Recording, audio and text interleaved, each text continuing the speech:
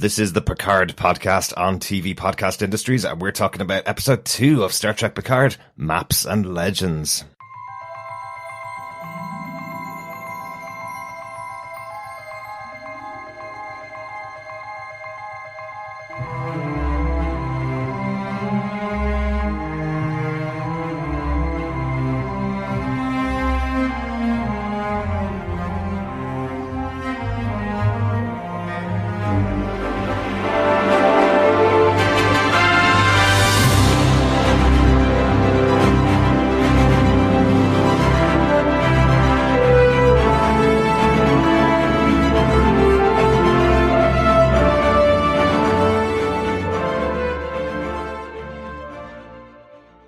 Welcome back, fellow Trekkers and Trekkies. This is TV Podcast Industries, and we're talking about the second episode of Star Trek Picard, Maps and Legends. I'm one of your hosts, Derek.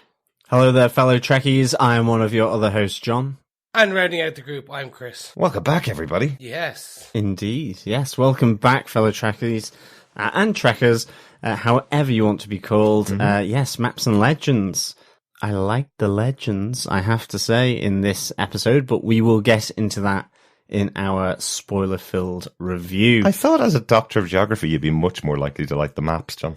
Well, maybe, but I like the legends, certainly the Romulan legends. That was pretty cool, but yes, we will get into that into the spoiler-filled review. We certainly will, yeah. Before we get into our discussion about this episode, we are going to talk about feedback on episode 1. As we said last time, we are recording these episodes before they come out. Seems to be really positive feedback overall about the first episode. Almost everybody I talked to has at least watched the episode. It seems to be kind of this cultural zeitgeist where everybody wants to go and watch Star Trek Picard whatever way they can. I was laughing today, actually. I was reading on IMDb.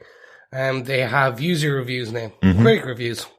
And someone left a 1-star review, said they actually liked it, but wanted to balance out all of the 10-star reviews because he felt it was just, people were giving it too good of a score. So he's like, to balance it out, I'm going to give it 1. I did like it, and these are all the reasons I liked it, but I just feel we need to be balanced. I was like, it's the nicest backhanded compliment ever. Yeah. It's just like, I like your stuff, but I feel don't want to get into your head, so I'm going to give you 1 star. But I'm still going to say I like it. I think it's just crazy, to be honest.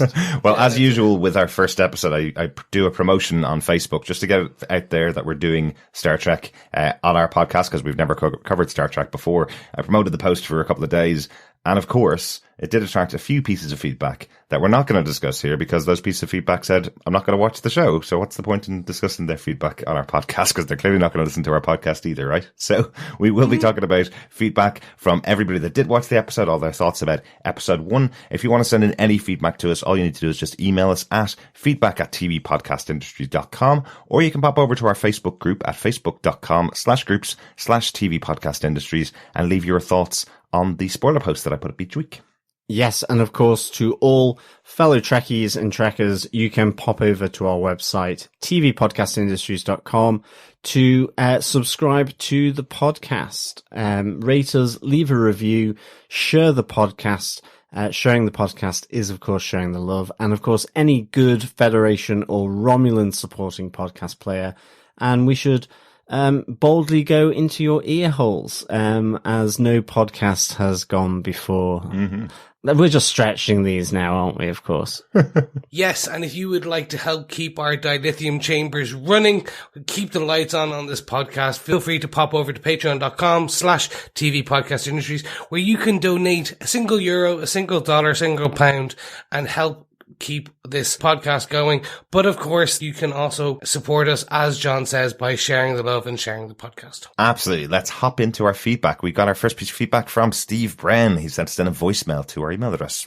Hello, fellow Trekkers. This is Steve, and this is for Picard, Season 1, Episode 1, Remembrance. I have to admit, I'm really glad, and I want to thank you guys so much for your preview episode that you did, because it really helped with what was going on in this episode, because I think I was really lost. I actually watched the episode before I listened to your preview podcast. So, it really helped with the questions that I had that I was going to be posing to other people and be like, well, what about this Romulan supernova and what's going on with synthetics and all that? So getting the chance to see that was really, or hear that from you guys was really good. It really helped me with what is going on in this world, because I was never a big TNG fan. Actually, I wasn't a fan of TNG at all. I didn't watch it, so I'm not familiar with the Picard character as other fans of the world and this universe are. So I'm kind of like Chris. I'm a peripheral fan. I watched Voyager, I watched Discovery, and I watched the reruns of TOS, but I don't think I watched any of the other shows. I never watched Next Generation. I never watched Enterprise, the one with Scott Bakula, Deep Space Nine. I never watched any of those other ones. So I don't really have as much invested in this character as other people do. I do enjoy watching Patrick Stewart. I think he did really well, and I liked the way the plot is going. I'm interested to see from here, where do we go, because if both these girls were synthetic, then who are their parents? And is Picard going to go see her parents, or is he just going to seek out the twin? I'm interested enough to keep watching, and can't wait to hear what you guys thought. Talk to you later. Thanks so much for the voicemail, Steve. Great to hear from you. Yeah, thank you, Steve. Shock horror that you're not a TNG fan. But I'm with you there with Discovery and the original series as well. I also have a soft spot for Enterprise, and I really like Deep Space Nine as well. So all of them then? Yeah, basically. I even like the Whale movie. I had completely forgot about Enterprise. I kid you not. And every time I think about it, I keep thinking of it just as a prolonged Quantum Leap episode. That's the only way I think of it, because I'm just like, it never got its hooks in me. So it's probably the best way of just thinking about it. Maybe the next transporter trip will be the trip home for Captain Archer. Exactly. Hey, Ziggy, because you know someone has made that fan fiction somewhere. I'm sure. Going very quickly to what Steve said, I actually do think this is a thing that a lot of people needed.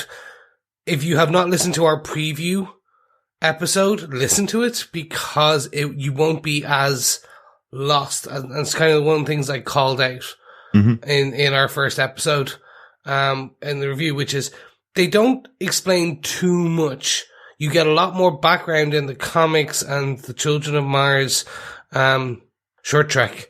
So I really think it's something that I think even with episode 2, they still haven't explained very much of it. They've kind of given a bit more.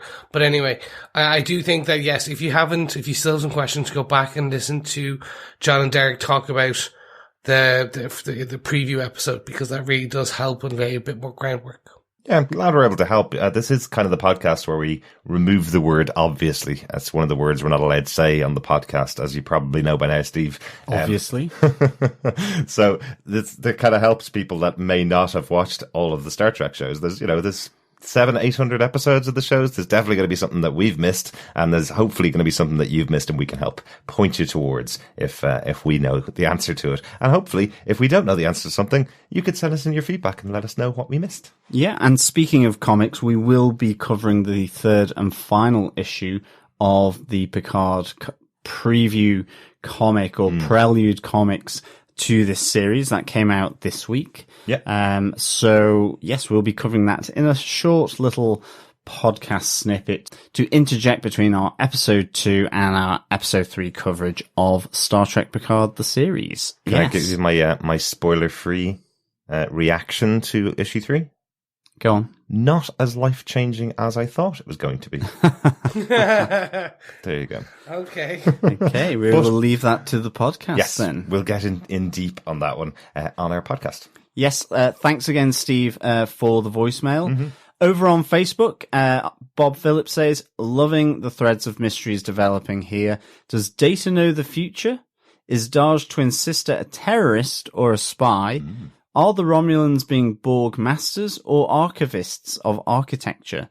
Does the physical frailty of Picard tell us where the peril will emerge, or hint at where he may be underestimated in the future? One question to Chris Jones. Did Jessica Dahj do a superhuman jump, or did she fly? Yes, Chris. This is a Jessica Jones reference, yes, everyone, from our Defenders TV podcast.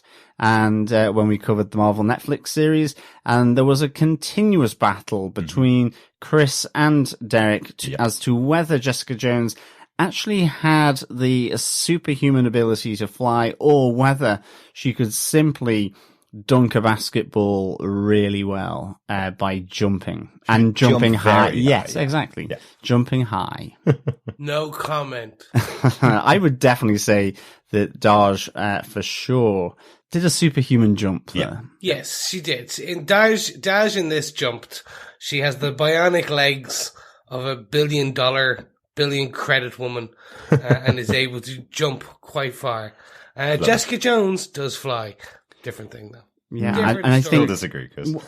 and coming back to the Star Trek stuff, I think the physical frailty of Picard. I think there's an interesting moment in episode 2 in this episode around Picard's sort of physical well-being and his health for sure. And yes, Romulans. I wonder if they are archiving another race and another race's architecture. I think they're kind of doing the good old strip and run. And by stripping, I mean stripping the Borg ship, not kind of doing a in public. Absolutely. For sure. I love Bob's turn of phrase. I love the idea of archivists of architecture. Fantastic. Love, Bob. Thank you for your feedback. Chris, do you want to take the next piece of feedback? Sure. We have some feedback from Sergio Collins, who says, I saw the first episode yesterday night, and I don't mean to sound disrespectful, but does Sir Patrick Stewart really look that old, or was he meant to just look that way for the series?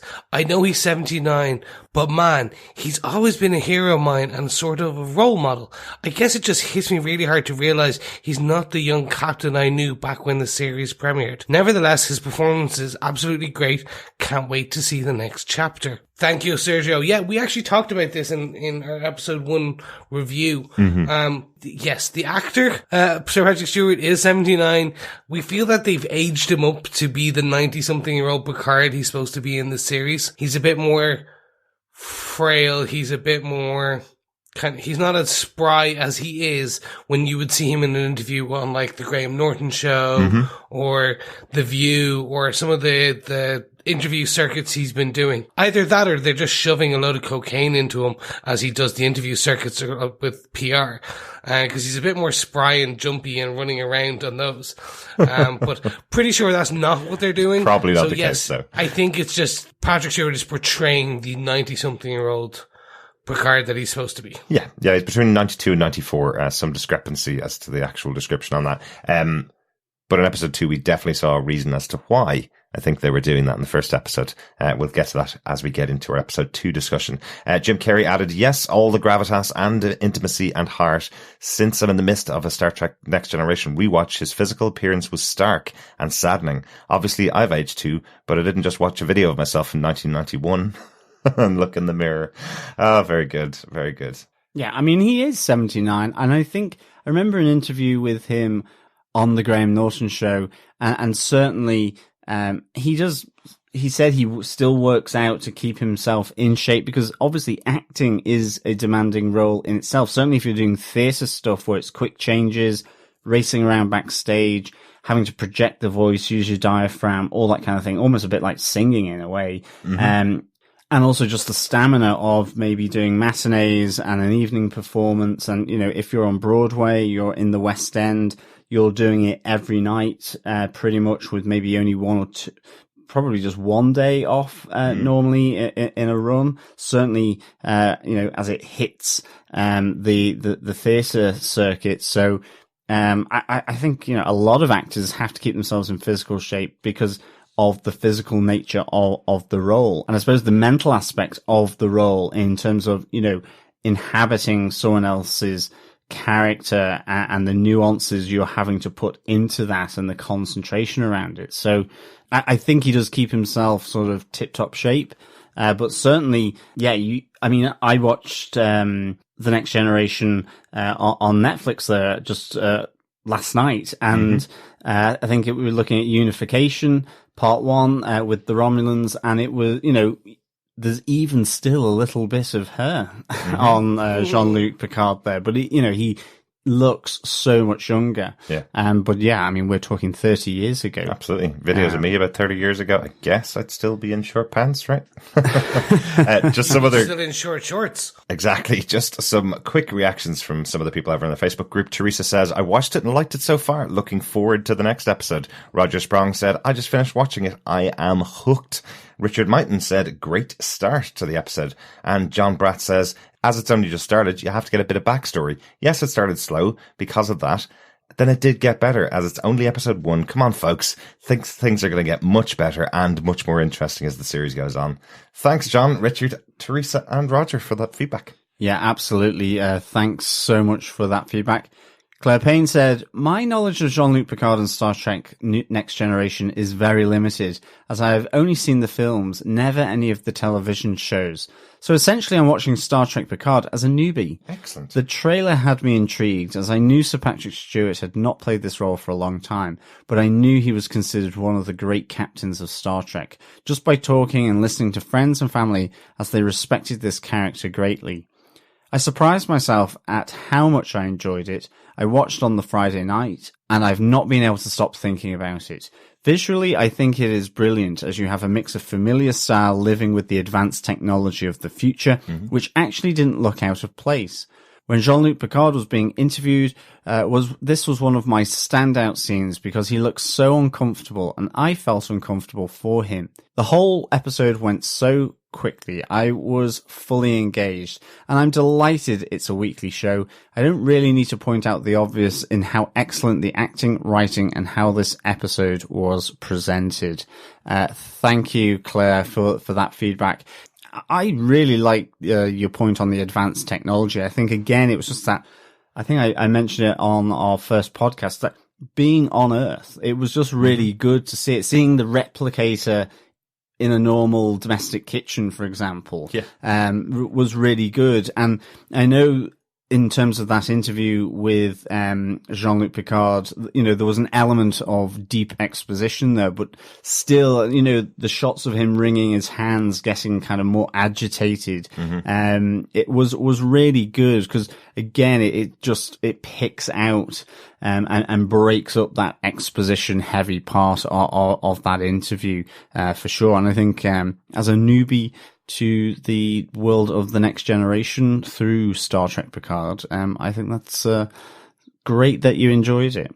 So hopefully you enjoy the rest of the series. Yeah, absolutely. Claire, thanks so much for your feedback. It's great to hear a newbie on board really enjoying the show, isn't it? Yes, great. Thank you so much, Claire. And yeah, exactly. It's nice to see kind of that this can bring in a new fan base to a degree. New people who probably didn't grow up on, well, for all those who didn't grow up on the Next Generation, and all those who are actually now interested and kind of potentially just missed Star Trek back then when they were growing up, and now who can get in through this series. Yeah, really great. Thank you so much for your feedback, Claire. Over on our Twitter account at TV Pod Industries, we had some feedback from Bill Hay, NBA. He said, solid start, gritty show so far, action-packed and minimal Trek cheese so far. I've actually seen some of this, that people felt there was always back in the day, say from the TOS and the Next Generation. Sorry, TOS is the original series. So this is the Kirk Spock. So this is the one where you had a bit more leotard fun. But yes, there was people saying that there was like a lot more cheese in it. I actually think a lot of the Star Trek since then hasn't had much quote unquote cheese. It's just Gene Roddenberry had a very optimistic view of the future when he was writing about the Federation and Starfleet and looking at that. And I think that's where this perceived cheese comes from. Well, there are a lot of Star Trek fans that do mourn the fact that it's gone away from the utopian future that Gene Roddenberry came up with for the original Star Trek. But there always had to be conflict over time. I would say, remember Star Trek in the old days, Star Trek Next Generation particularly had like 26 episodes in some of their seasons, so some of the things we perceive as cheese is probably just fast writing to fill up their season of half a year worth of show, you know? So you're always expecting a little bit of cheese occasionally in there. Yeah, and personally, I love cheese. A bit of brie, a bit of Emmerdale, a bit of Elemental, always good. Emmerdale is a TV soap opera. It's Wensleydale. Or Emmenthal. That's the one. Yes. I must say, yeah, I would happily buy Star Trek cheese if it was in the cheese counter. No doubt it would be a bluey green vein cheese. Maybe. So, you know, kind of be a bit Romulan. I certainly for wouldn't sure. be buying Emmerdale cheese. Anyway, back to your feedback. Yes, and finally on Instagram, you can find us there on TV Podcast Industries. Disco Sane says, that young actress is amazing, playing opposite Patrick Stewart. She was really good, while he was phenomenal himself. Of that, absolutely. I think Issa Briones, who played Dahj and Soji, really, really good in this role, and she was really good, as you say, against and acting with Patrick Stewart in those scenes for sure. Alexia Bouvard echoes that sentiment and said it was an amazing episode. So yes, I think there's generally really good reviews out there. I think there's some really good feedback. I mean, each to their own, and certainly, you know, the negative feedback that I think we've seen, at least, you know, is referring to things like it being social justice warriors, you know, all this kind of thing, and you're kind of going, well, okay, so be it. Probably not the show for you. Absolutely. Weirdly, one of the biggest reactions that I saw out there was to a review from EW.com. They used to be Entertainment Weekly. They've now gone monthly, so clearly looking for a couple of clicks on their website. Gave it a 2-star review, saying they've created nothing new. That is so far beyond what most people have been reviewing this show that it makes you feel like they're probably looking for clicks, right? Probably. I feel so, yes. Anyway, thanks everybody for your feedback. Keep in contact with us as we go through the series. Keep emailing us at feedback@tvpodcastindustries.com, or you can go over to our website and leave a voicemail. Record your thoughts at tvpodcastindustries.com. Yes, record up to 90 seconds of your thoughts about the week's episode. Mm-hmm. That's great to hear from everyone, and thanks so much for the feedback. Keep it coming on in for episode 2 or episode 1 if you're coming a bit later, as well as for all the episodes to come here on our discussion podcasts of Star Trek Picard. But I think we should get into episode 2 for sure, because, yes, Maps and Legends. Derek, what are some of the episode details? Really easy one. This episode was written by Michael Chabon and Akiva Goldsman, both executive producers on the show. Both wrote the last week's episode as well. And episode 2 was directed by Hanelle M. Culpepper. A big apology. I called her Hanelle M. Culpepper last week because I hadn't actually seen her interviewed before. I did that on Gotham when she was directing Gotham as well. But I saw her interviewed directly after we did the episode, and it's Hanelle M. Culpepper. So I won't make that mistake again. She is fascinating. If you do get to watch The Ready Room, it's a 20-minute or so after show presented by Will Wheaton. And Will Wheaton, exactly, yes, he had the producers on last week, and he also had a great bit about the music on the show. Chris, you definitely should check that out if you've enjoyed the music. It showed kind of the reason and how they came up with the theme tune for the show, from the very opening of it, why it starts with a single instrument and goes into the building form that it does. It's definitely fascinating. Really enjoyed that. Excellent. We all love Will Wheaton. We do all love Will Wheaton. Will Wheaton. Will Wheaton. John, do you want to give us the official episode description for this episode of Star Trek Picard? Sure. Picard begins investigating the mystery of Dahj, as well as what her very existence means to the Federation. Without Starfleet's support, Picard is left leaning on others for help, including Dr. Agnes Jurati and an estranged former colleague, Raffi Musiker. Meanwhile, hidden enemies are also interested in where Picard's search for the truth about Dahj will lead. Yes, this really felt like a building on the previous episode, and the start of seeing Picard move tentatively back towards the stars from his terrestrial start in episode 1.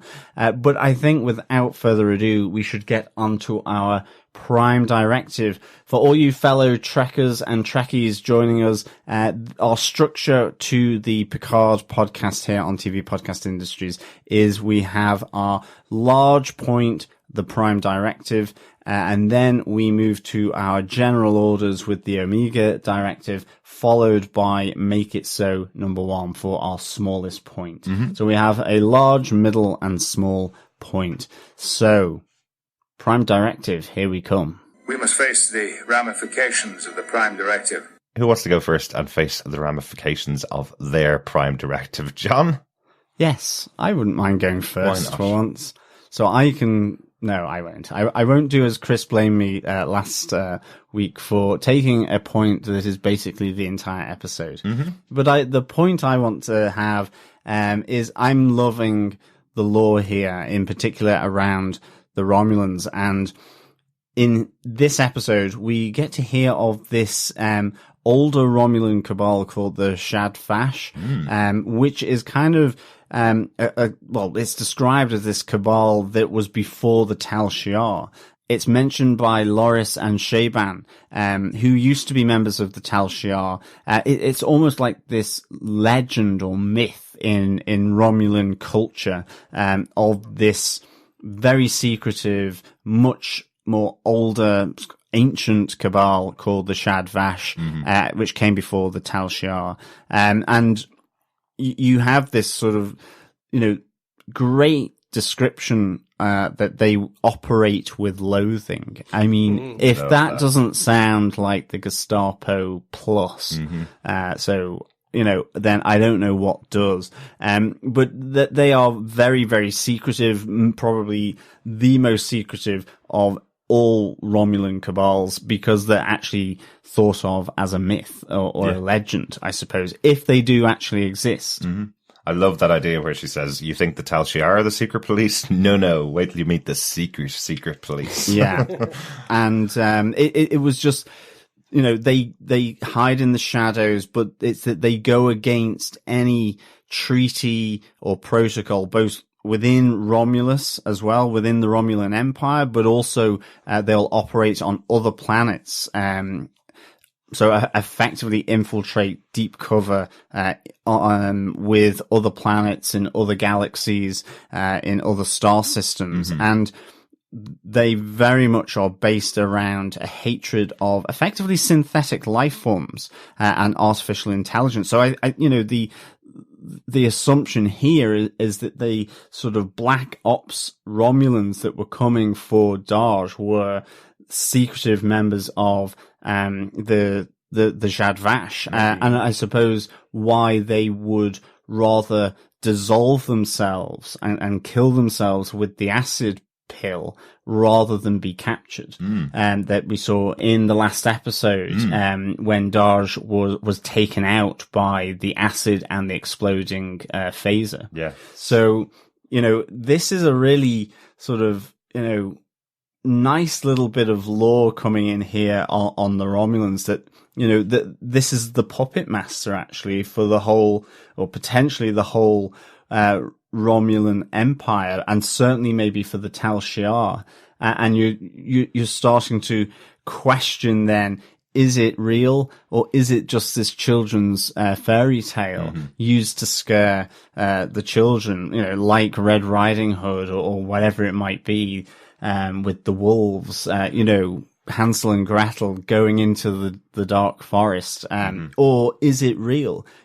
Is Loris right here? Because Chabon certainly seems to be saying, look, no, it's complete myth. It's not at all true. Yeah. But she is convinced, because there are the rumors, there are the legends that come through, and that they have come from somewhere. So I really enjoyed this element to this episode for sure. Yeah, absolutely. This is where I have a question. So when we talk about the Tal Shiar and the Shad Vash, are we kind of going like the Freemasons and then the Illuminati, which is, so like the Freemasons are, everyone knows they're there, and no one really knows that.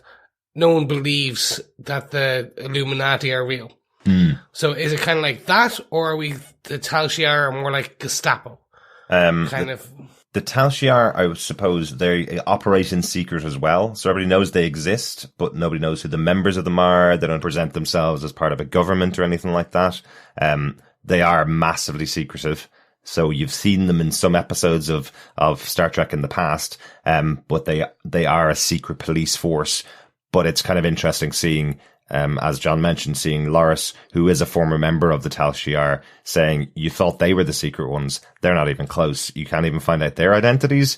Wait till you hear about the Chat Vash. You know, that is kind of it's an idea that, yes, there is a secret police, but there's an even more secret police that you didn't even know about. Yeah. Yeah. Okay. And I think it's kind of, the Tal Shiar is like MI6 or the CIA or that kind of thing. The Chat Vash is almost like the Black Ops, the covert. No one knows that this is happening. However, not even the people that shouldn't know what's happening know that they exist. It's outside of the structures of the Tal Shiar. It's a cabal. It's like Spectre, say, in Bond or something like that, where it's operating under official channels, if you were. And this seems like it's going to form a big part of the show. And as you say, John, this is building up new lore that Star Trek Picard can now investigate and kind of reveal parts of as the show goes on, which I just think is really interesting. Chris, do you want to take us on to your Prime Directive? Yeah. So mine is kind of directly related to what John was talking about and this Chat Vash, which is we're introduced to Narek and Narissa. Well, we're introduced to Narissa as Lieutenant Rizzo. Rizzo! She has had surgery to make herself look human. So we assume she is Romulan as well. Or the Chat Vash take non-Romulan species. We're not quite sure. No, I think there's a gag in there, Chris, and I think you even talked about Star Trek, The Voyage Home earlier on, Star Trek 4. The little gag in there when Narek is joking about her appearance, saying you look like you've been plucked, and that's a reference to Spock having the pointy ears back in his return to Earth in Star Trek 4, where he said the reason he had it was because he got picked by a rice picking machine on his ears, and that's why his ears are pointy. So it's a little joke that she has no points in her ears, and she looks like she's been plucked when Spock had points in his ears, and he looked like he'd been picked. So there you go. So yes, it would seem that it is his actual sister, and she's also Romulan. Yeah. Okay, so then she's undergone surgery to look human. So this starts raising questions. So you can't just have surgery to make yourself look human. There's going to be biological tests when you join Starfleet to become lieutenant. So there's obviously more to it than that. But anyway, they are both Chat Vash. This is what we are assuming. One has infiltrated Starfleet and is reporting to a Vulcan Commodore who we've yet to get a name for. We just hear her introduced as Commodore and referred to as Commodore. But she seems high-ranking based on her conversation with the other admiral. And then we see that Narek has definitely infiltrated the Romulan cube, or he's somehow getting in there and controlling some of the things on that cube. Yeah. So there's definitely an infiltration. See, this is the one I'm definitely questioning, and I'm sure this is the kind of thing that will be revealed as the show goes on. I don't know whether these two are Chat Vash, because we only just learned about them in the episode. I've never heard of the people before. I was just thinking they maybe were Tal Shiar and aren't involved in the Chat Vash plot.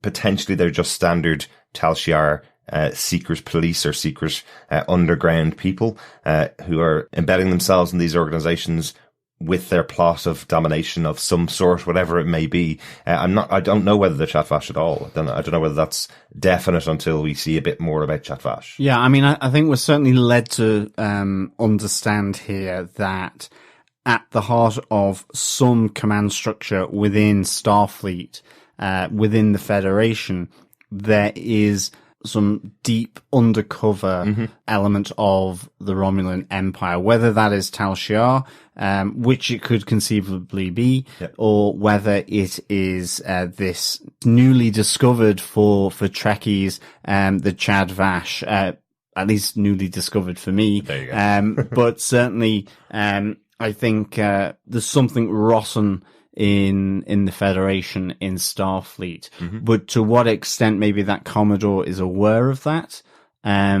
is difficult to know. Because certainly, yes, she is hiding her Romulan ears by rounding them off. So she is effectively in disguise here. However, she is doing that. And a nice little reference there. We were, as John mentioned, we were watching the episode of Star Trek Next Generation, where Picard infiltrates the Romulans by getting some plastic surgery done to look like a Romulan. And Data goes with him, also gets some plastic surgery to look like a Romulan. So I like this idea that there's somebody else infiltrating them by getting plastic surgery to look like a human. Kind of cool. The one thing I'll bring in is I wonder if this has anything to do with Section 31. Which is the kind of secret police of Starfleet. It's been introduced and was heavily talked about in Discovery. Season 2. Heavily involved in Deep Space Nine as well. Exactly. The reason I bring this up is that in Discovery, spoilers, there is a part regarding surgery to look human. I'm not going to give away too much, but the reason that's I'm kind of bringing that in. So potentially this might be a Section 31 thing as well. And there is a spin-off series featuring Section 31 already been announced that should be coming up reasonably soon. But probably a smart idea to bring it into Star Trek Picard as well, right? Definitely. Oh, is there? I did not know that.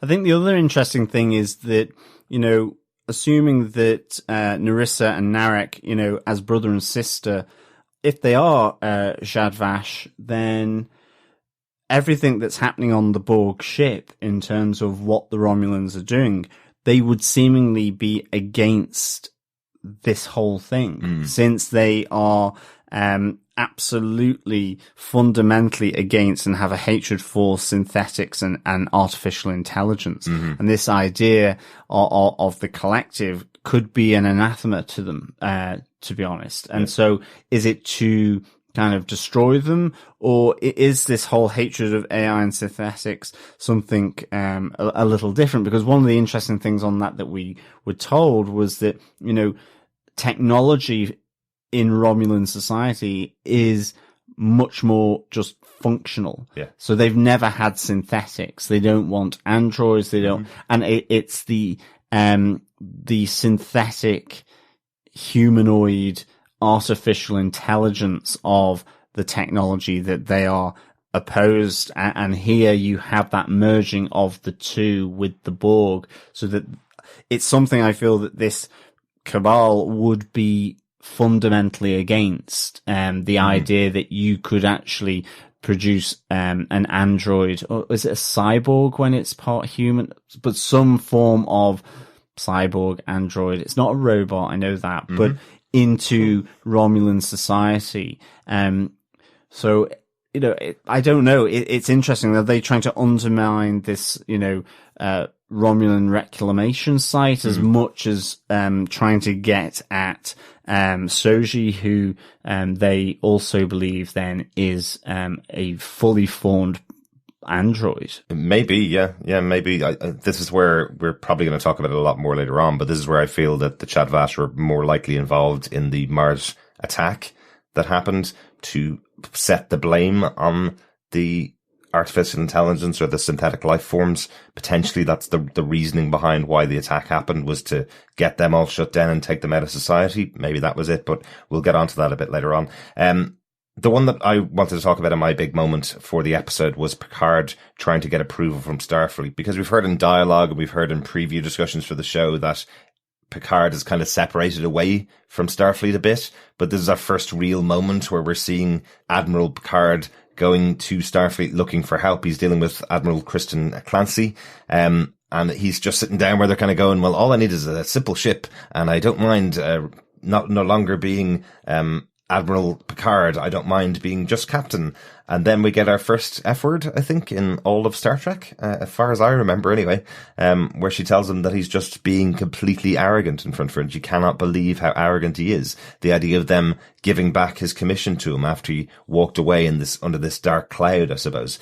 So I thought that was fascinating, that we have Picard, who used to be the hero of Starfleet, effectively walking in. Firstly, the guy behind the desk doesn't even know who he is, has to ask for his full details and credentials to just get a pass in. And then this admiral that he's speaking to isn't willing to give him the time of day, is telling him to get out and don't darken the door again. You've made your bed, lie in it, kind of thing. Yeah, I loved this scene with the two admirals together, because I just loved the fact that Jean-Luc Picard didn't get what he thought he was going to. Actually, there was a deep arrogance almost of Jean-Luc Picard, that he would be able to go in and he could set out what he wanted to do, like you would have seen him do on The Next Generation, where it would be planned, considered, thought through, and then the approval requested. Gosh, it just sounded like civil service. And, you would get the sign off, and it would all be above board and formalized.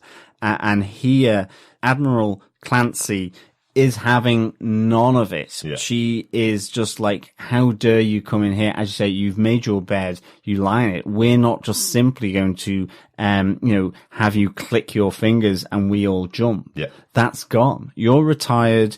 Off you go back to Chateau Picard, and down a bit more of the vintage red, and I really enjoyed this. I felt it really, put Picard in his place, and but in a humiliating fashion. I think it's not something you would have seen so much in The Next Generation, but I just thought the clash of these two characters, and the humility then that Picard has to go, because ultimately she calls the shots here. Yeah, I thought it was really, really so well acted and played out within this scene. I really, really enjoyed it, and dare I say it, that maybe it was the second time there was swearing in Star Trek, because earlier in the episode, Loris, the Romulan, says cheeky feckers in a very Irish accent. In a very Irish accent, yes. Cheeky feckers. Fecker's never seen as a curse word, though, so it's all right. No, I suppose not.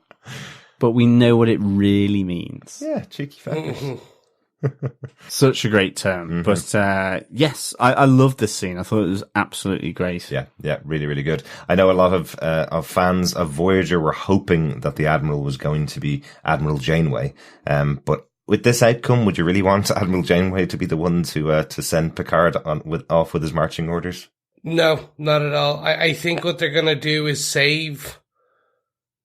if she's not in this season, for a later part of the season, I think they're saving a lot of surprises, quote unquote. Yeah. So we already know that Riker will be in it, and he if he's in it, he's going to do the Riker sit down, maybe the Riker maneuver. So that will happen. Maybe we do know he's directing some episodes this season as well, which would be kind of cool to have him back behind the camera for this show. But I think what we'll do is we'll get Worf, we'll get Geordi LaForge, and somehow maybe I think what we'll get is one or two people in this. I think potentially as well could get a Janeway in it. If not, based on the success of this, we'll definitely get them for season 2. Like we called out in our episode 1, is that Whoopi Goldberg will be reprising her role as Guinan in season 2. And that was announced on The View as part of the season 1 kind of PR kind of circuit. Yeah. So I think we'll get some of that as well. Yeah. But I'm with you anyway, taking completely back to the main point, which is this is a really interesting scene. Absolutely, yeah. It's one of my favourites from the episode. Really interesting to see what's happened to the character. That's it for our Prime directives. Let's get on to our Omega directives. Implement the Omega directive immediately. John, are you going to also implement your Omega directive? Yes, it's going to be, it's 14 years earlier, actually. Right. I really like this sort of look back to the Mars shipyards, and 14 years before, and the attack on those shipyards of Starfleet there by the rogue synths. I think it's really nice that it's connecting back to then. It's the genesis of where this has happened. This is where this is where the hub of the mystery is really, in that sense. And it links to the short trek Children of Mars nicely, as well as the Prelude, comics as well that we've been covering in our preview podcast.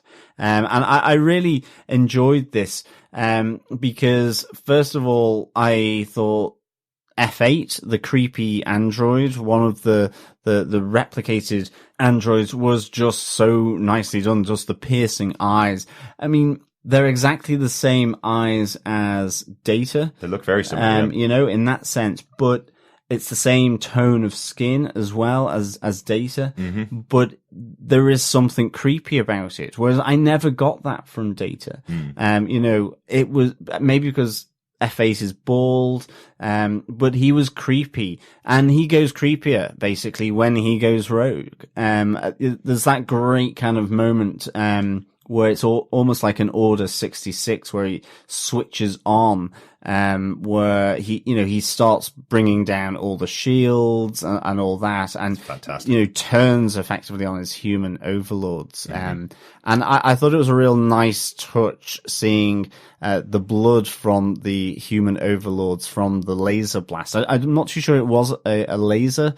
Or a laser weapon. I think it may have been a tool, a cutting tool or something like that. Or a phaser in this universe. John. Or a phaser even, yes. But I like the fact that when he shoots them with this tool or phaser, mm-hmm. that you do get a little bit of pooled blood there, because it's quite a big entry wound. And I just thought, certainly the Next Generation from the 90s wouldn't have had sort of that kind of aspect to it, and I quite like that. But I thought this was, I thought F8 was just really good, and I liked how it just showed, again, that relationship of humans to androids. They're interacting with him to effectively joke at his expense, because they know he doesn't have the emotions. He will speak literally, and there's no real empathy there for this android, and that absolutely sets them apart from Data. Mm-hmm. Again, recently looking back at some of the Next Generation, the episode where Data is having to prove that he is a sentient being, with the Dr. Maddox as mm-hmm. well. That whole episode, just in terms of that he has consciousness, that he is sentient, that he is intelligent, these 3 different rules that Dr. Maddox is giving him. And you can see the absolute sort of difference here with these androids who have been built, created to simply work on the ships in Starfleet's shipyards, mm-hmm. And for no other reason, purely for a technical and sort of physical and speed reason in terms of the job that they do. Yeah. That's a really nice sort of contrast with Data from both the first episode in this, but also more generally with the Next Generation and his whole sort of development and arc across the many seasons of the Next Generation. Yeah, it feels like F8 has been programmed with a call and response unit, basically. You hear them telling a joke and he knows how to answer and respond to them every time they start delivering the punchline to him, kind of thing. But they know he doesn't get jokes. They know he doesn't understand what's going on. So very interesting. I had this whole section described as Lieutenant Pincus and the Plastic People, Fate Comes to Mars. Because I like the idea that it's F8, which is fate. And this is about to bring down everything that's going right for Starfleet, I suppose. So I kind of like that. Yeah, I love this bit in that it answers questions, but raises a few more for me. In that he suddenly F8 fate. I didn't get that until you said it. By the way, thank you. Many years of watching sci-fi movies. TV. Just seeing his eyes download the message, mm-hmm. download the program. It definitely raised questions as to what happened it for me. So again, it's not like it was an oops moment, if you know what I mean. So it was definitely an uprising. So it means something was dialed in. For me, it seemed like it was an outside intrusion. Absolutely, if you will. yeah, absolutely. Yeah. The big question now is, everybody's been saying for decades this is caused by rogue synths, and do we think now, after watching this first scene really of the attack on Mars from the inside, do we think this is something that it was an uprising of the synthetics, or do we think it was controlled by external, or do we think a rogue synthetic is controlling it from externally? It could be multitude of things that cause this to happen, but it doesn't seem to be something that happened by mistake. Exactly. So the way that it was portrayed as an uprising to me, I got the feeling like they were a downtrodden slave units, that in this 14 years earlier, we were going to see F8 be slapped around, pushed over, the easy fall to slave kind of trope, where he gets whipped one too many times and then rises up. Right. I assumed that was what they meant by uprising. Yes, absolutely. And after playing Detroit Become Human last year in the PlayStation 4, I was absolutely expecting that to be the trajectory of what happened. Yes. Yeah. Exactly. And instead what they give us is F8 doesn't understand the jokes, but the Starfleet shipyard staff, they are friendly with them. Yeah. And one makes a joke at F8's expense, and the other two go, hey, he can hear you. Yeah. He has super hearing. He's next door. And he goes, oh, it doesn't matter. He still heard it. But like, they're nice. So it's not the abused, downtrodden, kind of synthetics rising up. Yeah. It seems like it was, as you said, it could have been someone else or another synthetic using the synthetics on Mars to destroy and attack. Yeah. Anyway. And it seems like I say localized, but they've risen up on Mars, and now the little bit of atmosphere that there is on Mars is still on fire, I think they say in the first episode. I don't know how that works. But or whether it's just from the stuff that they were mining, or the chemicals or whatever, that, Mars is still on fire. So basically it's unlikely that anyone, has survived. So, that there's no story of the synthetics kind of doing, as you say, that kind of upload to them in order to change them. Yeah. I think the question for me is still the ships that then come in, because he takes down the defense grid, the ships that come in to effectively, attack from the orbit of Mars. Again, are they operated by synths, or, are they operated by someone else? And hopefully that will get, shown, over the course of time. Exactly. Yeah. Looking forward to seeing a bit more about that. Chris, do you want to give us your Omega Directive? Sure. For me, it is Laris and Chabon. We were introduced to them in episode 1. We know that they were Tal Shiar. There's a bit of backstory for those who have read the comics. I haven't, but that they owe Jean-Luc their lives. They've been caring for him, quote unquote, on his chateau with him. But especially I'm finding that they're useful in this situation, in that, they knew about the Chat Vash. They know about the inner workings of the Tal Shiar. They know about the Romulans. Jean-Luc trusts them. Yes, they are useful plot characters, but they're actually good characters. If I want to kind of bring this out, that, yes, Laris does have a terrible Irish accent to a degree. It's not bad. It's just every now and again it comes out with a bit of Bigari Jesus. Where's me Lucky Charms? Which, fine. Okay, we'll allow it. But I don't think she actually is Irish. She is, yes. She is? Yep. my God, then she is hamming it up. I love it. I felt seen, Chris. When you see an actor on TV saying a phrase like "you dirty feckers," you do feel like you're back watching an Irish movie like The Snapper or The Commitments or something. It really feels like something from Ireland. A real Irish voice up on a TV screen is great. Don't really understand how the Romulans have an Irish accent, but hey, look, that doesn't matter. No, the phrases, I agree with you. It was great. It was just, she hammed it up a bit. But anyway, I like these characters. They feel actually, they have a bit of depth to them. Mm-hmm. And I'm really hoping they continue to be useful. Yeah. What I don't want to see is that they come, now that they've given up the Shat Vash information, they've given up their boogeymen, that they're Baba Yaga, kind of, for those who are fans of John Wick, that they're big boogeymen, they're Baba Yagas, their mythology, they've given that out and don't really see much more of them, except right at the end when they die or something like that, where they're used to lure Picard back, and they're hostages or something like that.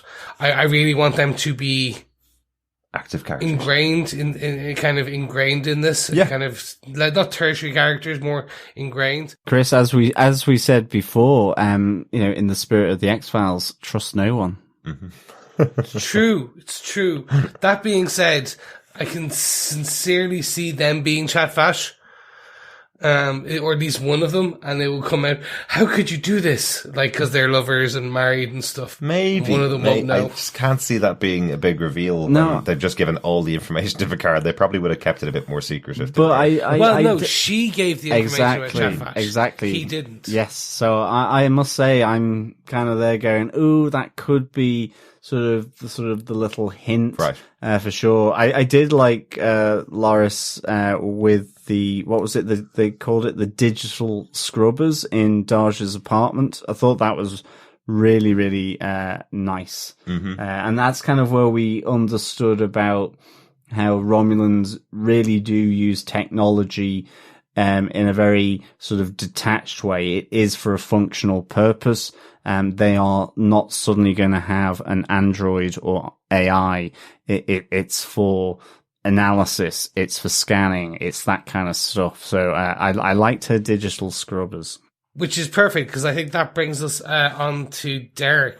It does, yeah, because the central mystery of the series really at the moment seems to be who's Dahj and where's she from and what's the connection, I suppose. And we get a lot of that backstory here on Dahj throughout these scenes with Loris, when we have everything replaying and getting more and more information. I really like the idea that we find out that Dahj is aware of her sister in this episode. We heard nothing about her in the first episode, but we know that Dahj has been calling her sister and her sister's been calling her, so she must be well aware of who her sister is. We know that she was created 3 years previously, or it's worked out that she created just 3 years ago, and the rest of her history and the rest of her life is fabricated. So I kind of like that we have these extra layers being added as well to this story. You know, the question that we had before was, if she's about 20 years old, well, when was she created? Was she created by Dr. Bruce Maddox before this attack on Mars? Well, if she's only 3 years old, it sounds like she probably was created quite recently, yeah? So potentially all of this work is going on off-world by Dr. Maddox, and she's been sent back to this Earth to do something, and her sister Soji has been sent on to the Borg Cube to do something, some kind of mission for him as well. So lots of very interesting connections and lots of very interesting investigations going on into the life of Dahj and the life of Soji, I think, in this episode. Call me suspicious, but her backstory could have been created 3 years ago because she's been around longer, and now it's about infiltration into human society. Now, okay, she's dead, but what's the deal with Soji is the thing, and she's in as a Romulan. You know, she's the. So is it that these rogue synths? You know, again, coming to the question of what Chris said. You know, is it an upload to the androids that made them go rogue?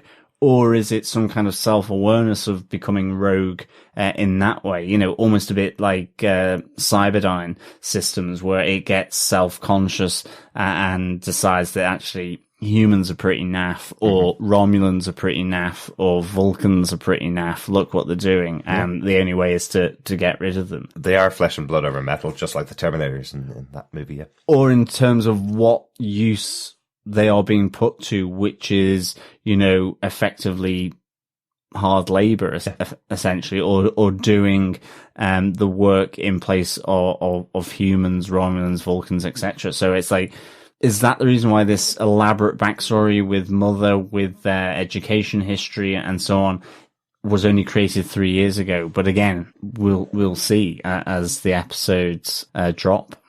Agreed, yeah, but I just felt it was a big kind of moment for the episode because we need to know more about this character if she's going to take us on a journey and take Picard out into space again. She needs to be really important, so I'm intrigued by what they're giving us so far.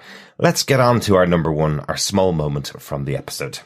Make it so, number one. John, do you want to continue with your number one? Sure, yeah. My small moment for this episode is when Jean-Luc Picard meets with Dr. Benoin, played by David Paymer.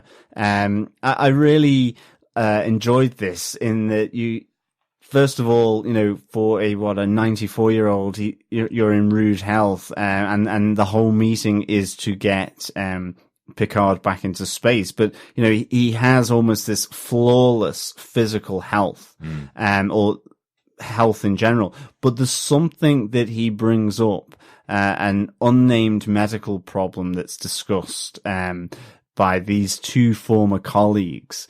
And it's not mentioned, and maybe it's not a medical issue, and maybe I just mistook the conversation, but that's the thing that is preventing him from getting effectively his license so that he can do go back into space and do interstellar travel.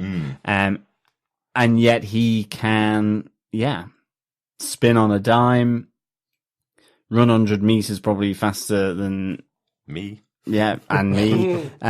Yet there's a medical issue or problem or condition that is effectively preventing him from going back into space. And I thought that was intriguing. I think it links a bit to what Bob Phillips was saying in the feedback around physical frailty, or something else, and maybe whether it's PTSD or some kind of problematic condition on mental health, or something like Alzheimer's maybe, or dementia. I don't know, but even something that this advanced Earth with its medical advances isn't able to deal with in some way. But again, maybe it's not something that will be explored any further. But I was just wondering, what is it? I also think it's quite nice that Dr. Benoin is a former medical officer on the USS Stargazer, which we saw in the vault in episode 1, one of Picard's earlier ships that he captained. His first command, yes. Yes, exactly. And there weren't very many named characters that were on the Stargazer in the show, so that's kind of interesting. And definitely seeing the character played by David Paymer on the show, I was kind of going, these two were meeting like old friends. They're both really good actors, so they're selling that they've known each other all their lives kind of thing. And I was like, is he from the show? Is he from Star Trek? Because it convinced me instantly that I must have seen these two interact before in the past, The only medical condition that I'm aware of with Jean-Luc Picard is that his heart was replaced. He has an artificial heart, which almost stopped once in the past, killing him. That's the only medical condition I'm aware of. I don't know how that resolved towards the end of the show, but that potentially could be it, that effectively he's lived such a long life now that the heart that he got when he was in his 20s after an attack can't survive another massive trip out into the universe. Maybe it's something like that. But because Dr. Benoin does say you're medically fit for interstellar service, and then says, but there's that one thing. Yeah. Now, maybe he just meant his resignation and the whole issue effectively that we see with Admiral Clancy. Maybe. Yeah. But just because it was coming from the doctor, it felt like it was a medical issue that he wasn't divulging because they both were intimately aware of it. So I just thought that was interesting. I was wondering if that was the case, and just to see whether maybe it's, because Picard is 94, because life everlasting hasn't come to even the humans 4 centuries from now, that everyone's still mortal, that there is some things that they still simply can't treat medically, and whether it's a reference to that, I thought was interesting, but maybe I'm wrong, and maybe it won't come up again. But I just thought it was an interesting little moment in that conversation between 2 former colleagues. I think he says something along the lines of there's something in your lobe, so kind of the frontal lobe of the brain. Oh, maybe, yeah. Yeah. And that's why I thought it's still a medical condition, but maybe it's something more neurological or to do with sort of, diseases of the brain and the nervous system and that kind of thing. Can I bring something up? What if it's a foreign object? What if it's something from his days as Locutus? Maybe, exactly. Maybe. Interesting. I hadn't thought of that. Yeah. For those who are kind of joining Star Trek Picard for the first time, back in The Next Generation, Picard was turned for about 2 or 3 episodes into a Borg. He was assimilated, and on that time his name was Locutus. So he was assimilated and then turned back.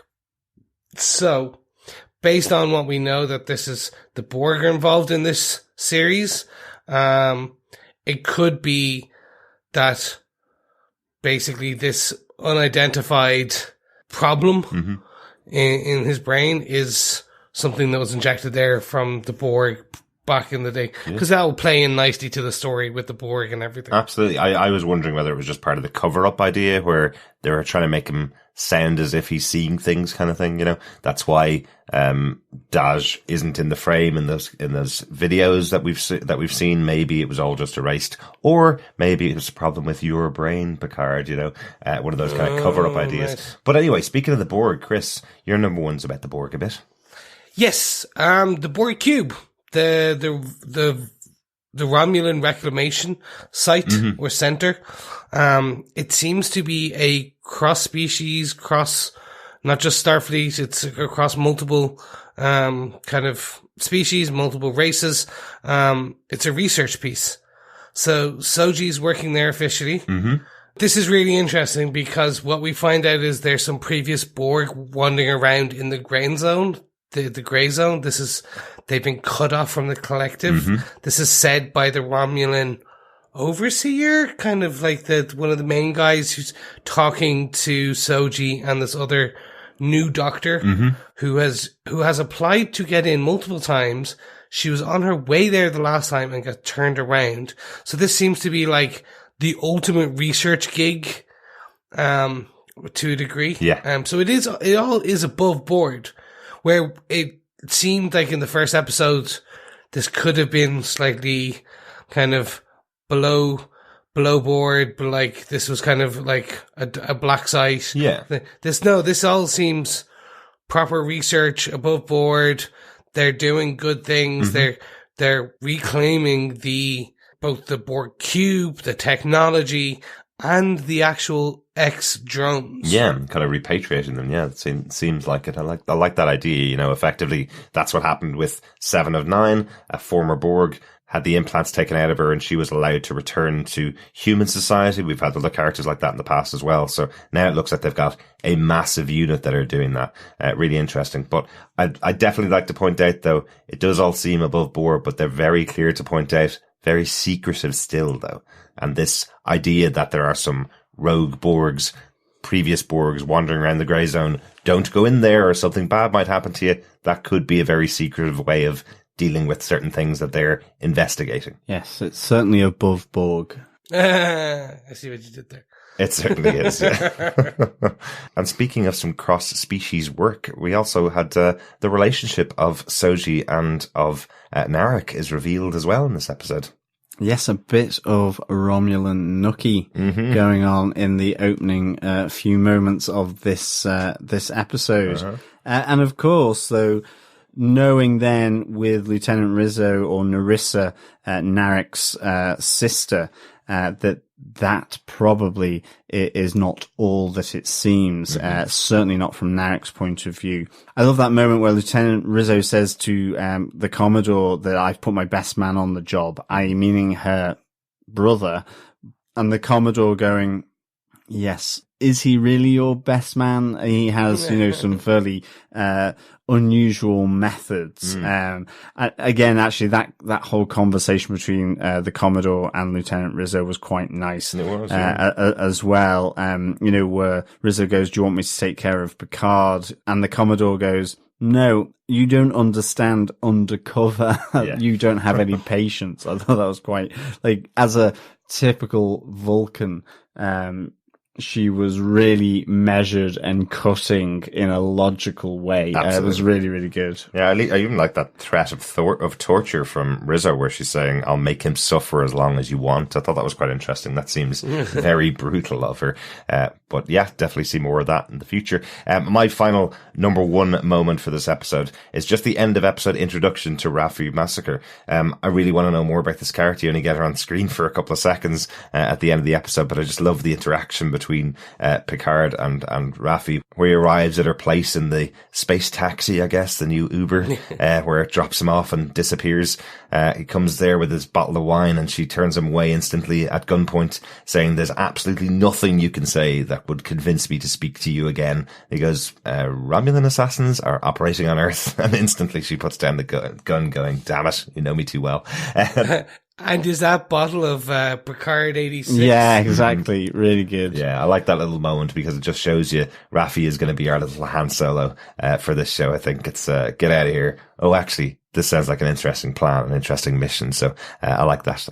Really nice introduction. We just know the character from the comic books, and we know that she's going to form a major part of the series anyway. So it's just nice to get that moment to see her at the start of this episode. So hopefully we'll see a lot more as the season goes on. I'm hoping so too. Yeah. I really liked the introduction. Definitely. Looking forward to seeing what Raffi comes up with moving forward. Good introduction. Great start. On to any points or Easter eggs that we may have found in the episode. Isn't there something else you have to do? Yes, there is something else I'd have to do. I have two quick points. One is we see the original Enterprise, or I should say the original series Enterprise. Yes. So the TOS, the Kirk Enterprise. There you go. That Enterprise, and then we also see Jean-Luc's the original Next Generation Enterprise. I'm no good with the numbering or anything. I know that from the look of them. That's the 1701D is the one from Next Generation. Yes. But I love go. directly underneath that Enterprise I mentioned earlier on, but directly underneath that Enterprise, you have Picard asking for his credentials to the receptionist on the desk, who's going, "And who might you be?" with this massive hologram directly over his head of the Enterprise that he flew for so many that years. Was mine. That one there, that was me. And then just a nice piece of, I don't know whether it's a deep cut or a piece of comedy or whatever, on the Borg cube when they have that kind of all hands for the researchers. There's a sign that says, "This facility has gone 5,843 days without an assimilation." I really like that. And I was like, okay, so what does that mean? Essentially, that was, I think it's like 15.9 years without an assimilation. Interesting. So is that when the Borg cube was destroyed? Maybe one of our listeners will know better, but yeah, it's 15.9. Is that back when the Borg cube was destroyed and data was destroyed on the Borg cube in Nemesis? I know, I'm assuming it's more than just a nice little fun joke in relation to kind of more than just like 0 days since someone's been assimilated. Cause if you're going to do that joke, you do like it's been 0 days, you do, or 1 day since someone's been assimilated. Kind of like The Simpsons, you put someone like up there, like scratching it out. That's the comedic part. Yes, absolutely. I'm wondering, it takes place before the attack on Mars, definitely, which always makes me kind of wonder, was this connected? Is there something in between those? Yeah, that's what I potentially would be thinking. Is it connected? Was this where the computer upload could be done, because obviously the Borg always received a collective instruction at once. So yeah, that potential for connection with this reclamation site, the Borg cube, pretty interesting. Yeah, genuinely, if we hadn't seen Narissa come and meet Narek on board that ship from Earth, from her meeting about Picard, I'd be wondering whether this was one of our time twisty things here, where this whole reclamation of the Borg site was taking place 14 years ago, you know. But it can't be that because of that, just purely because of those two characters interacting after meeting with Picard. So we know it wasn't that much of a time difference. So there you go. I actually I did my math wrong. It's 16 calendar years. Oh, there you go. So this is 2 years before Mars. So there's definitely going to be something. Absolutely. I just had one Easter egg that I noticed, or one thing I wanted to call out. Maybe it's nothing at all, but I do like the fact there was an Ensign Clancy that was on board the Enterprise at one point. She was in the Star Trek The Next Generation Season 3, Episode 2. I just think it's interesting because it's entirely possible, given how much time has passed since Season 3 of Star Trek The Next Generation, that Ensign has worked her way all the way through the ranks from engineer all the way to Admiral, and is now saying to Picard, I can't help you out. Get the hell out of here. I just think it'd be interesting if that was the same character. Played by a different actress. The character in the original show was played by Anne Ramsey, who was in the TV show Mad About You, if you recognise her. I just think it's quite interesting that may have brought back a character from the Next Generation that Picard might have actually known, and maybe she's become an admiral. Lots of mights and maybes in there, but that's my little connection or Easter egg that I think might be in there. John, anything that you noticed in the episode? No, nothing more than what's been said. No. Excellent. Well, the last thing we need to do then is, what did you think of Star Trek Picard Episode 2, Maps and Legends? Was it legendary? Was it mapped out to your liking? John? Yes, it was. I really, really enjoyed this.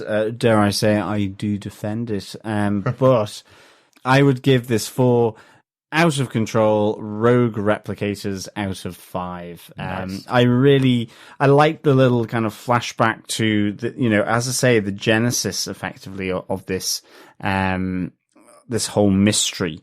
I loved this Shadvash and the potential, the deep intrigue, the deep sort of infiltration that could be happening here with Starfleet, with the Federation.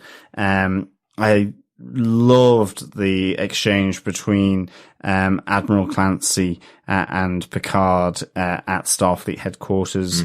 There's this whole thing, building on about Dahj, about her 3 years. Was that indeed was she built by Bruce Maddox? He implanted that 3 years ago. Where is he? Is he being held by maybe the Chad Vash?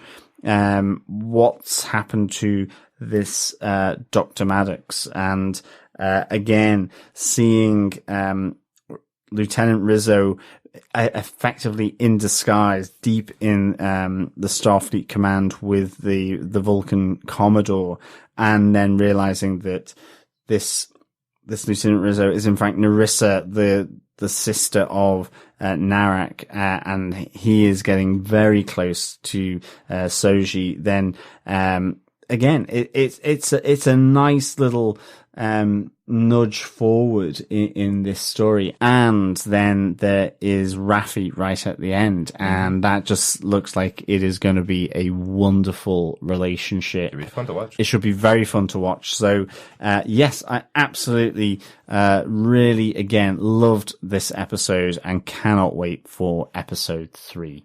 Chris, what are your thoughts on Star Trek Picard episode 2? I'm really still enjoying it. They've kept the pace up for a second episode, which is good. It's going to be interesting to see where they go with it. I'm hoping it's not just, it's going to be Picard chasing Soji or trying to find Soji up until the very last episode. And then on the last episode, he meets Soji and wait for season 2. I don't think they'll go down that route. Is that because another show that we literally just covered ended that way, Chris? Yes, pretty much. That's exactly why. I'm just like, I don't want you to do that to my another series.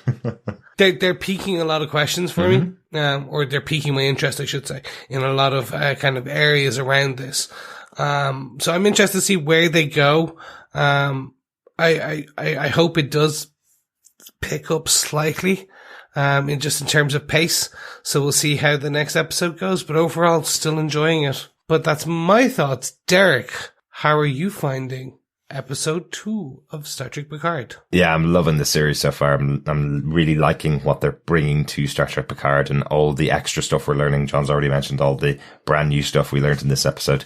And yeah, really intrigued to see what's happening and really interested to find out the real cause behind the Mars attack, and potentially the reclamation of what's going on in the Borg. I want to see who's behind all of that. So, yeah, looking forward to episode 3. John, one last thing to do before we get out of here at the end of this episode. What is the pub quiz question for this week? We gave out our first pub quiz question on episode 1. Make sure you listen to that and send in your idea of what that is. We've got a couple of entries so far. But John, do you have a pub quiz question for this episode? I do. Yes. Welcome to 10 Forward, fellow Trekkies. Hopefully you've got a Klingon speciality with the blood wine, or maybe a Klingon fire wine at your disposal to drink and get utterly sloshed in 10 Forward. But obviously we are doing our 10 Forward pub quiz. And so the question for this episode: how many days has the Romulan reclamation site gone without an assimilation? Nice. Answers on a postcard, as they used to say on Blue Peter.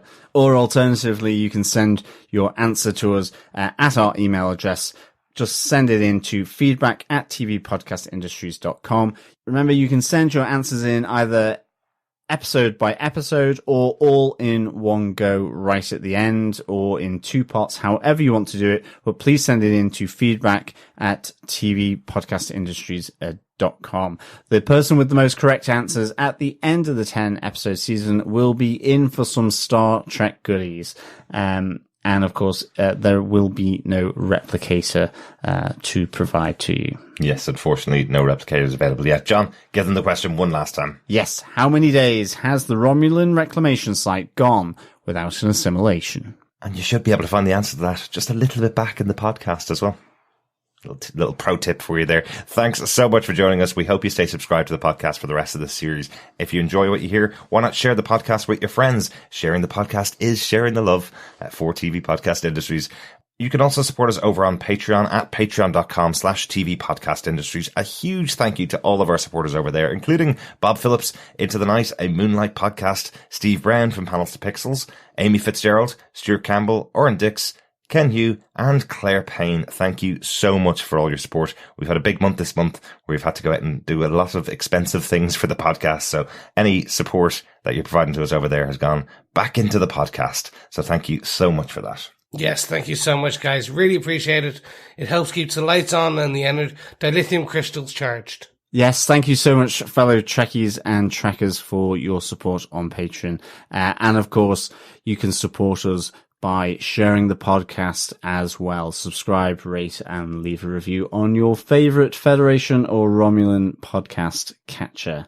Absolutely. One final shout out and a huge thank you to Jason Caron over on the Walking Dead cast, who gave a shout out to the TV Podcast Industries podcast about Picard, and also to Brian Malosh and Ruthie over on the Talk Through Media podcast, where they're also discussing Picard as well. That's definitely the one to go to if you want someone that knows all about Star Trek. Brian and Ruthie's very in-depth podcast all about Star Trek Picard. Thanks so much, everybody, and bye-bye, fellow Trekkies and Trekkers.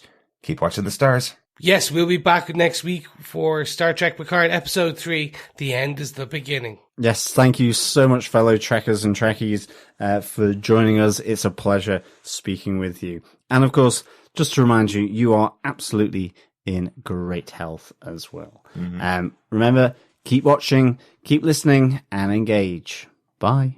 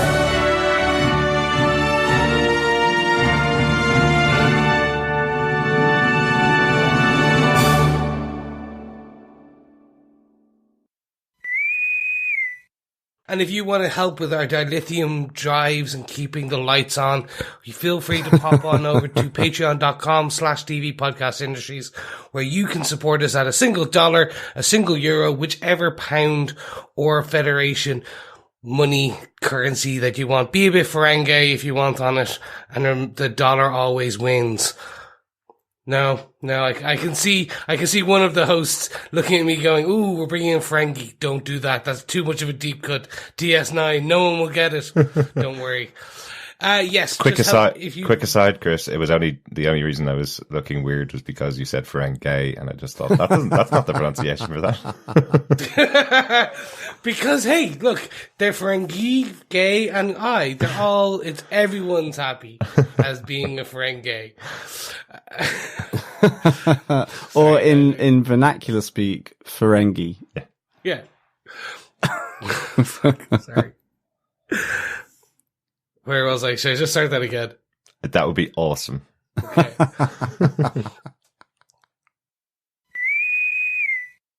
The negative feedback that I think we've seen, at least, is referring to things like it being social justice warriors, all this kind of thing. And you're kind of going, well, okay, so be it. Probably not the show for you. Absolutely. What a load of bollocks. Yeah, exactly. That's it. Wait, I love that our producer's swearing. This is great. Ladies and gentlemen, the gates are open. Derek, how are you finding episode 2? Loving it. Yeah, really enjoying this series so far. Loving the extra additions that have been added. How many redundant words can I put into a sentence?